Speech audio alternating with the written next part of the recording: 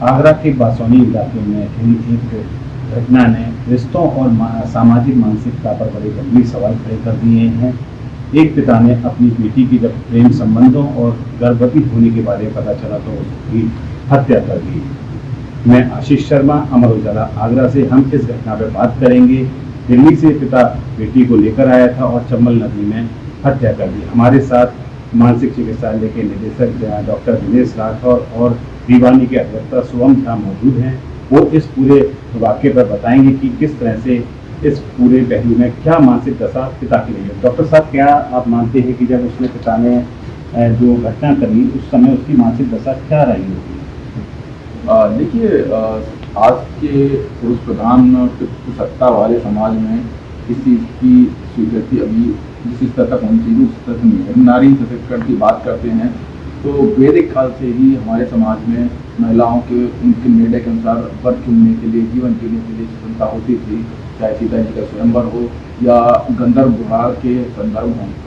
लेकिन कालांतर में जो परिवर्तन समाज में आए और उस परिवर्तनों के कारण एक कठोर व्यवस्था समाज में बन गई और ज़्यादातर व्यवस्था ये एक कन्या को धन की तरह से परसीव करना और पुरुष प्रधान समाज में धन को पुत्र के द्वारा ही वंशानुगत में आगे ले जाना और उसमें एक कास्ट का, एक समाज का, एक आर्थिक स्तर के व्यक्ति का प्रभुत्व हो, इस तरह की सोच आई। अगर उसके बाहर जाते हैं तो बड़ी हेय, शर्मिंदगी और बाकी समाज से कटने और अलग थलग होने का एक जो भय रहता है, तो इसमें हम इसको ऑनर किलिंग ना कह के एक तरीके से सेम किलिंग कहें तो अच्छा है। जो हमारे संविधान ने सारी व्यवस्थाएं इसके लिए पहले से कर रखी हैं, तो आज तक उसकी जागरूकता के लिए समाज में क्या प्रयास हुए, ये एक चिंतन का विषय है। क्या ये घटना जो है वो समाज में बदनामी की वजह से ही है या फिर कुछ और कारण है कि जिस वजह से ये घटना सामने आई? देखिए, मनुष्य एक सामाजिक प्राणी है, सामाजिकता उसकी मूल आवश्यकता है। इवन स्वास्थ्य की परिभाषा में भी जब आता है तो मानसिक, शारीरिक और सामाजिक स्वास्थ्य तीनों आते हैं। तो अगर ऐसी अवस्था में समाज उसका तिरस्कार करता है, व्यक्ति को अलग थलग होने का डर होता है, जिससे व्यक्ति अत्यंत कुंठित जीवन जीने की एक आशंका होती है, शर्म की, हेय भावना की, जिससे बचने के लिए और खासतौर से जो कि सत्ता, उस प्रधान सत्ता में अपनी जो संपत्ति को उस व्यक्ति के द्वारा वंशानुगत करना, जिसमें कन्या भी एक तरीके से धन के रूप में, कन्या धन के रूप में, बहुत धन के रूप में मानी गई।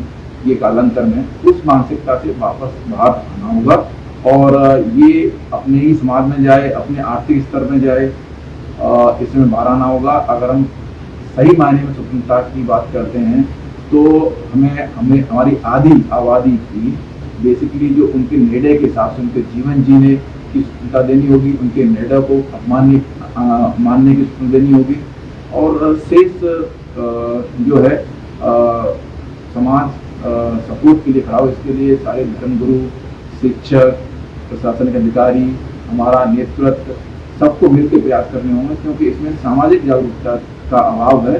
केवल और केवल संवैधानिक प्रावधान करने से, विधिक प्रावधान करने से हमारा समाज उस स्तर से इन चीज़ों को अपनाने में अभी हिचक रहा है। परिवार की जैसे इज्जत की बात आ रही है तो ये एक स्तर होता है कि मानसिक दशा खराब हो जाती है या फिर ये जो जिस तरह से उसने वारदात को किया, पूरी उसकी कहानी बनाई और उसने ये देखा कि कैसे बचा जा सकता है वैसे, तो ये सोची समझी तरीका है या ऐसे मानसिक रोग की श्रेणी में ये कहा जाएगा? देखिए, इज्जत की बात से ज़्यादा प्रभुत्व की बात है। एक पुरुष प्रधान में पुरुष डोमिनेंस, पुरुष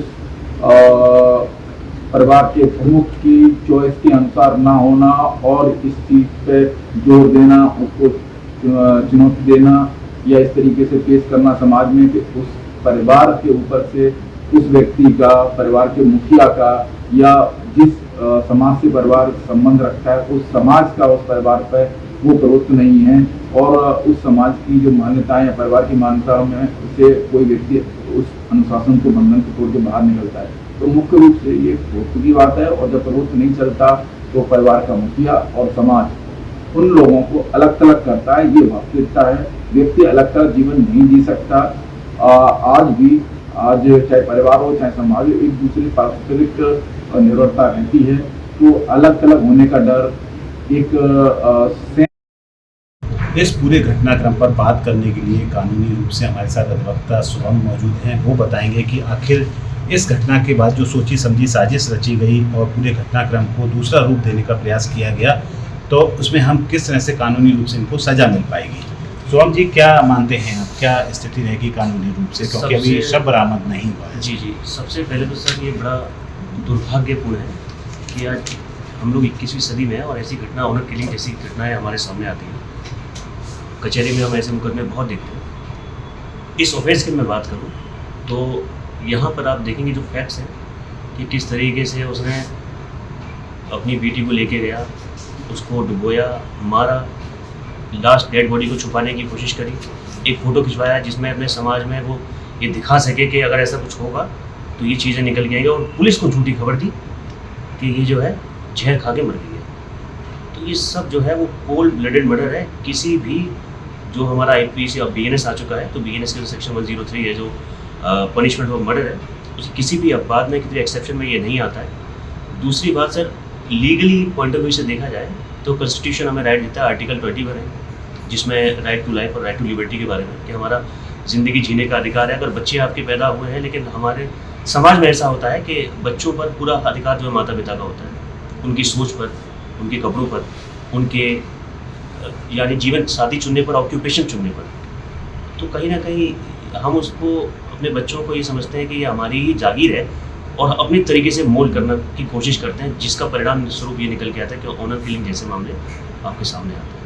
जैसे प्रेम विवाह की स्थिति है तो कई बार आपने सुना होगा कि बंदिशें लग जाती हैं, और इस स्थिति में उन जो भी पीड़ित होते हैं उनको क्या करना चाहिए, किस तरह से कानूनी सलाह और कानूनी अपनी मदद लेनी चाहिए?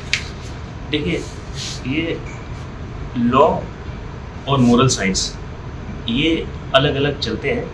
कभी कभी अगर आप माता पिता के पैर ना छुए तो कोई लीगल रेमेडी नहीं बनती है। लेकिन यहाँ पर क्या है कि अगर आप शादी करना चाहते हैं दोनों, तो आप किसी लीगल एडवाइज़र की मदद लें, शादी करें, उसका पंजीकरण आप हाईकोर्ट से कराएं। और जो लड़की वाले हैं, जो लड़की पक्ष होता है, तो अक्सर क्या होता है देखने को मिलता है कि वो तुरंत FIR कराते हैं लड़के के विरुद्ध कि हमारी लड़की को बहला फुसला के ये लोग ले गए हैं, जो 2-3 लोग शामिल हैं, और तुरंत FIR दर्ज हो जाती है। उससे पहले आपको क्या होता है कि एप्लीकेशन मूव कीजिए आप CB साहब के जो कंसर्न अथॉरिटी है वहाँ पे, कि मैं अपनी मर्जी से विवाह कर रही हूँ। शादी करने के लिए योग्यता एलिजिबिलिटी होती है कि आप मेजर होने चाहिए, 18 वर्ष से ऊपर लड़की और 21 वर्ष से ऊपर लड़का, और आपकी जो एज प्रूफ है और जो ID प्रूफ है ये सारे होने चाहिए। आप भारत के नागरिक हैं और आप शादी करने के लिए लीगल हैं। जितनी भी अगर आपकी मेरिट हो जाती है, पूरी बन जाती है, तो आप शादी कर सकते हैं। आपको अधिकार है, संवैधानिक अधिकार है, कानून आपको अधिकार देता है। रेमेडी बहुत है। देखते रहिए अमर उजाला। आशीष शर्मा, अमर उजाला। आपके राज्य की खबरें, आपके शहर की खबरें सबसे पहले जानने के लिए देखते रहें अमर उजाला। चैनल को सब्सक्राइब जरूर कर लें और पाएं हर अपडेट।